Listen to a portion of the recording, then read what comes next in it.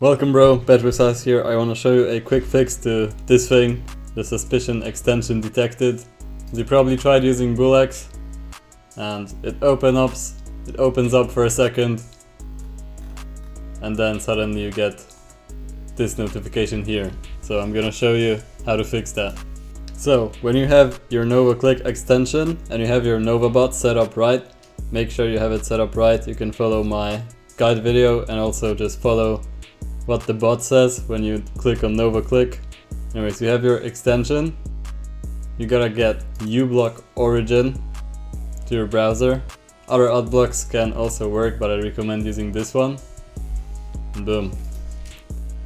You go here, go to Settings, My Filters, and then you paste in this code. Apply changes. And by the way, that code is in my Telegram. If you don't want to type it from the screen, you can just copy it from the TG channel, so link in bio. Then refresh. And boom, your Bulex is gonna be working. So yeah, that's how you fix your Nova. Leave a sub if this helped you, or leave a comment if this worked for you. And yeah, I'm doing daily live trading videos. You can watch that, and you can also join my Telegram. Link down below. Bedwithsize is out.